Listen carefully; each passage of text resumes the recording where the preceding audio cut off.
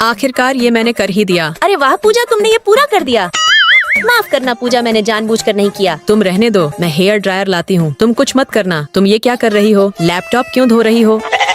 मैं तो बस साफ करना चाहती थी।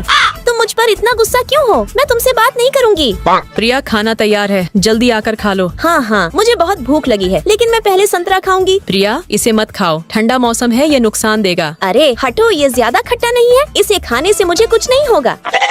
मैंने कहा था ना कि संतरा मत खाओ, अब तुम्हारे गले को नुकसान दे रहा है ना। रुको, मैं तुम्हारे लिए गर्म पानी लाती हूँ। आज घर की सफाई तुम करोगी? क्यों, क्या मेरे बिना इस घर की सफाई नहीं हो सकती? हर रोज मैं ही घर की सफाई करती हूँ, आज तुम कर दोगी तो क्या बिगड़ जाएगा? मैं नहीं कर सकती। अगर तुम्हें इस घर में रहना है तो रहो, नहीं तो यहाँ से चली जाओ। ठीक है, अगर तुम्हें ऐसा ही लगता है तो मैं अब तुम्हारे साथ नहीं रहूंगी। उसके बाद मेरे पास प्रिया का फोन आता है। मैं सोचती हूँ कि वह मुझे वापस बुलाएगी, लेकिन पूजा, तुम्हारे एक जोड़ी कपड़े यही रह गए हैं, इन्हें आकर ले जाना।